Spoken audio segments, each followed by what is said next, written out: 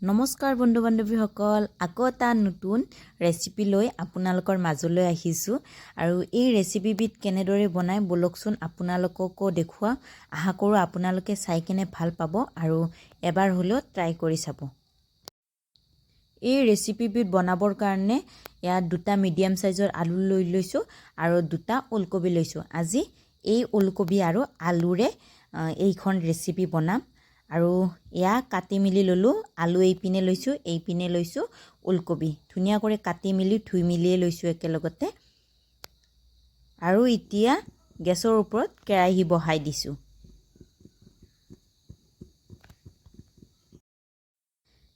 কেৰাহীখন গৰম হৈ যোৱাৰ পাছতে এয়া মই প্ৰয়োজন অনুসৰি তেল দি দিছোঁ আৰু এই তেলত এতিয়া মই প্ৰথমতে মাছ ভাজি ল'ম, যিহেতু আজি মই মাছৰ লগত ওলকবি বনাম।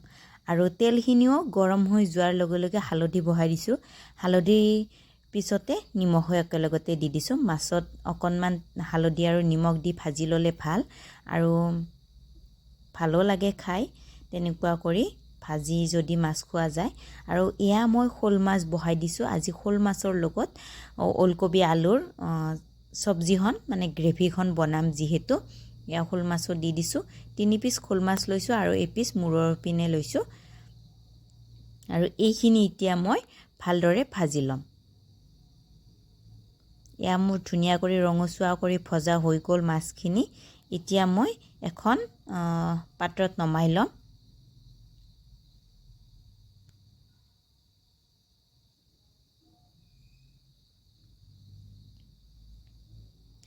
একেখন কেৰাহীতে এতিয়া মই গোটা মছলাখিনি দি দিম। এয়া লং, ইলাচি আৰু ডালচেনি লৈছোঁ। এইখিনিৰ লগতে একেলগতে ক'লা জিৰা কেইটামান দি দিছোঁ আৰু পাঁচফোৰণো কেইটামান দি দিছোঁ। এয়া গোটা মছলাখিনিও অকণমান ভাজি ল'ম।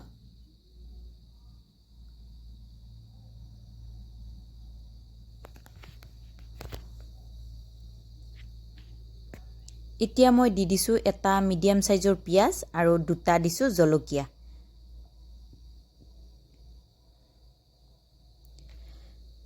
পিঁয়াজখিনিও ভালদৰে ভাজি ল'ব লাগিব।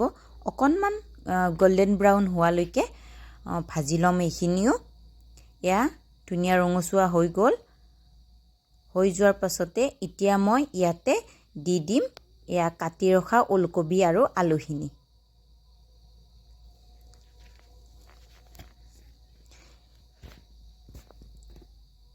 ওলকবি আৰু আলুখিনিও ভালদৰে লৰাই অকণমান সময় ভাজি ল'ব লাগিব।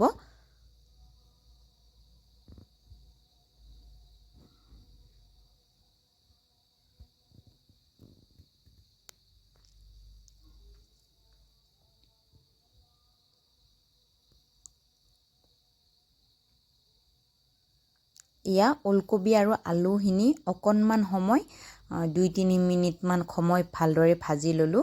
এতিয়া মই ওলকবি আৰু আলুখিনিৰ লগত মছলাখিনি এড কৰিম। কি মছলা দিওঁ আপোনালোকে চাই থাককচোন। প্ৰথমতে জোখ অনুসৰি নিমখ দি দিছোঁ। তাৰপিছতে দি দিছোঁ অকণমান জিৰাৰ গুড়ি, অকণমান ধনিয়াৰ গুড়ি আৰু অকণমান দিছোঁ কাশ্মীৰী ৰেড চিলি পাউডাৰ। তাৰপিছতে দি দিছোঁ খুন্দি লোৱা আদা নহৰুখিনি।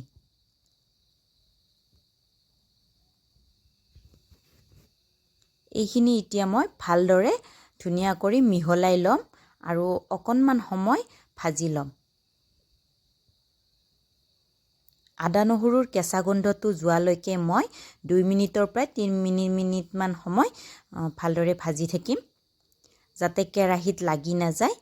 সেইকাৰণে জলদি লৰাই থাকিব লাগিব।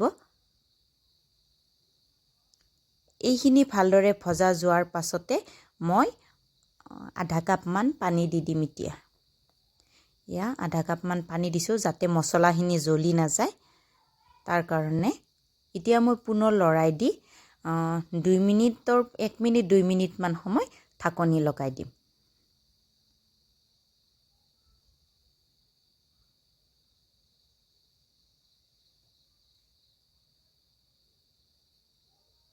এয়া 2 মিনিট হৈ গ'ল পুনৰ ঢাকনিখন গুচাই এনেকুৱা কৰি ভাজি থাকিব লাগিব অকণমান পানী দি যেহেতু ওলকবি দিয়া গৈছে অকণমান টাইম লাগিব ভজাতে সেইকাৰণে বাৰেপতি পানী দি থাকি কেনে অকণমান সময় ভাজি থাকিব লাগিব তেতিয়াহে ওলকবিৰ সোৱাদটো ওলাই আহে আকৌ পানী শুকাই গ'ল এতিয়া আকৌ আধা কাপ পানী দি দিম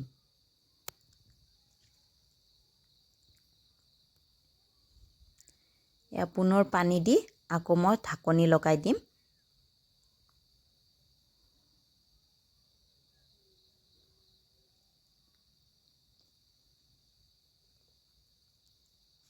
পুনৰ পানী শুকাইছে নে শুকা নাই ঢাকনি গুচাই চাম এয়া দেখিলে নে পানী শুকাব লৈছেয়ে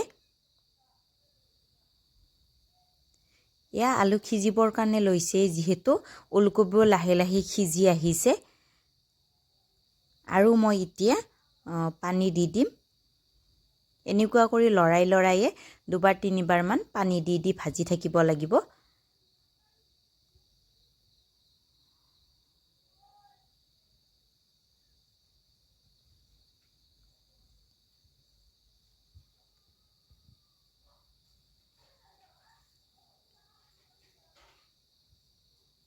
এইবাৰ 3 নম্বৰ পাৰ পানী দি দিলোঁ আৰু এবাৰ দিলে আৰু পানী নিদিও চাগে কাৰণ যেহেতু আলু সিজিব লৈছে ধুনীয়া কৰি সিজিয়ে গৈছে এইবাৰ পানী দিম শেষবাৰৰ কাৰণে আৰু দেখিবলৈ কালাৰটো ইমানে ধুনীয়া হৈছে নহয়নে কেতিয়াবা আপোনালোকে এনেকুৱা কৰি বনাই খাই চাবচোন খাবৰ কাৰণে খুব সোৱাদ হয় এতিয়া মই জোখ অনুসৰি পানী দি দিলোঁ আৰু মাছ কেইপিছো ইয়াতে একেলগতে বহুৱাই দিম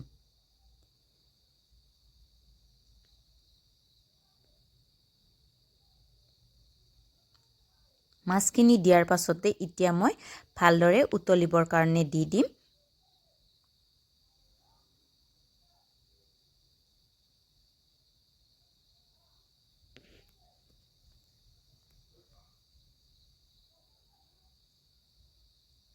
ইমানে ধুনীয়া কৰি বক কৰি উতলি আছে দেখিলে নে ধুনীয়া এটা স্মেল আহি আছে এনেকুৱা কৰি যেতিয়া সবজিখনৰ কালাৰে বা সবজিখনৰ গোন্ধ এটা ওলায় তেতিয়া খুব ভাল লাগে ৰান্ধনিৰ মনতো খুব আনন্দ হয় আৰু শেষত আঞ্জাখনৰ গেছটো অফ কৰি দি মই ধনিয়া পাত অকণমান সৰহ কৰি দি দিছোঁ কাৰণ ধনিয়া দিলে মই আগৰ ভিডিঅ'টো আপোনালোকক জনাই থাকোঁ ধনিয়া দিলে মই সবজি হওক আঞ্জাই হওক খাই কেনে মই বহুতে ভাল পাওঁ সেইকাৰণে ধনিয়া পাতখিনিও দি দিলোঁ এয়া মোৰ আজি মাছৰ আঞ্জাখন ৰেডি হৈ গ'ল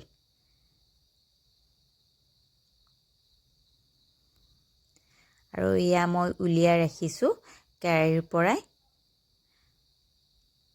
দেখিবৰ কাৰণে কালাৰ ধুনীয়া আহিছে আৰু ভিডিঅ'খিনি চাই কেনে আপোনালোকে কেনে পালে ভাল লাগিলে নে যদিহে ভিডিঅ'খিনি চাই কেনে ভাল লাগিছে তেতিয়াহ'লে আপোনালোকে এইটো ৰেচিপি বনাই খাই চাব আৰু যিসকলে মোৰ চেনেল নতুন কৰি আহিছে প্লিজ চেনেলটো ছাবস্ক্ৰাইব কৰি থৈ যাব কাষত থকা বেল বাটনটো অল কৰি আহিব যাতে আহি থকা মোৰ ভিডিঅ'ৰ নটিফিকেশ্যনবোৰ আপোনালোকে প্ৰথমতে পাই থাকে আজিলৈ ভিডিঅ'খিনি সামৰিছোঁ এটা নতুন ভিডিঅ'ৰ সৈতে আপোনালোকক পুনৰ লগ পোৱাৰ আশাৰে বাই বাই